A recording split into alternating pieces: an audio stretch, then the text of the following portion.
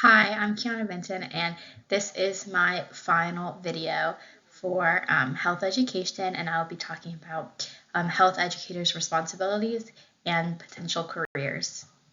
The first responsibility of a health educator is to assess individual and community needs. So, whatever the group of people or one person that the health educator is working with, they will look at them and see what needs improvement, what health problems are in the community or with the individual. This is done by talking with the community, collecting data from the community, and also reviewing existing epidemiological data from the community. So they need to determine the capacity of the community to see what are limitations on potential programs, and they need to examine relationships between the environment and genetics and behavioral things that are all combining to influence the community or an individual's health, so that they can better create a program for that person. They need to look at limiting factors, but also things that can help them potentially create a program and find out really what the health need, the community or individual is. The second responsibility is to plan health education strategies, interventions, and programs. So one of the things that is key to this step is to recruit stakeholders. So those are people important to the community and are really involved in the community, so they can really help with the planning and also potentially recruit people from the community that can help or be involved in this as well.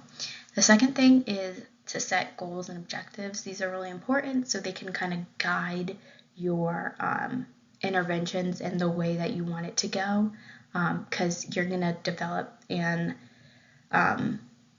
select strategies for interventions to meet the objectives. So they're really important in making sure you stay on track and meet the health goal that you want to meet. And also in planning, you need to make sure that the health intervention is good enough to meet those goals. So if you have a goal to have 20% or 30% of the population to be this healthy, you can't just have one flyer up. It needs to match the goal. Also, you need to plan the sequence of the interventions.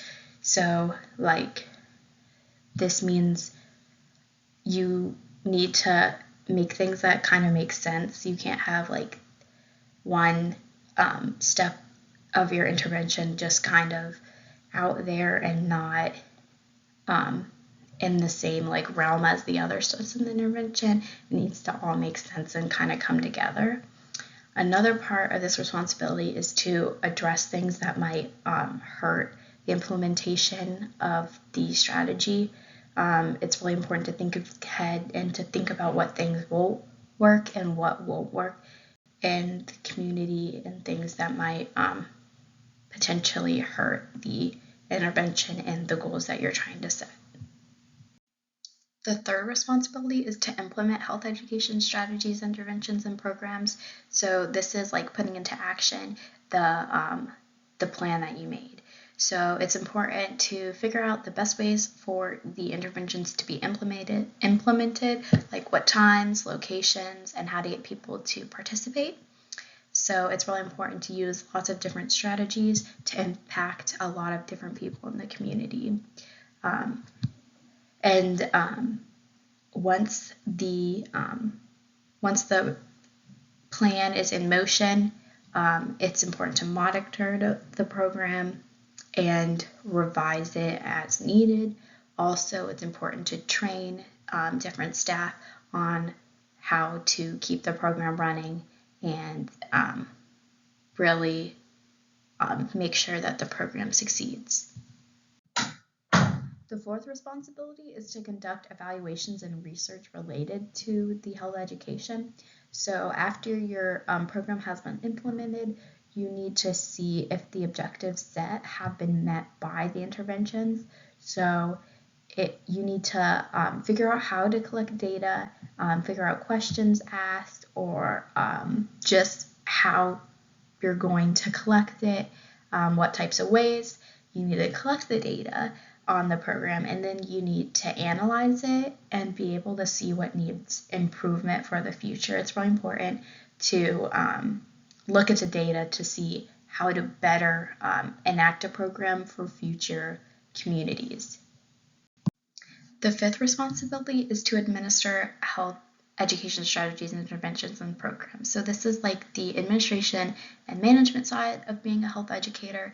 So you're going to need management skills like budgeting, task assignments, and performance evaluations. You need to coordinate activities in a program and also coordinate with other organizations and people. You need to kind of be a leader, be able to manage many people, like the volunteers or other people that you're working with that may help you run the programs. You also need to create support and create support for your programs. And so that's what you have to do as a health educator. The sixth responsibility is to serve as a health education resource person. So you need to be available for others to ask questions and to collaborate. And as a health educator, you should know a lot about health, but that doesn't mean you have to know absolutely everything about everything. And so you need to be able to access many types of resources needed for information and be able to select relevant information in order to help somebody who is asked a health question. You need to be able to spread information about health to people and be able to train them and instill confidence in other health educators who are asking for assistance. Also, just be there to consult and be a resource for other health educators and other people who may just be asking questions. The seventh responsibility is to communicate and advocate for health and health education. So to do this, you need to be able to communicate health information in multiple different ways and spread it in multiple different ways so people can, many different people can understand it and get engaged with it.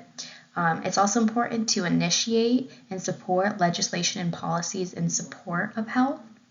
And it's also really important that you encourage, support, and promote the health education field because health education needs to continue to grow, and it's important that you kind of speak up for the profession in order to help it out and make sure that people know that this profession is really needed and really a good profession for the communities and the world in general.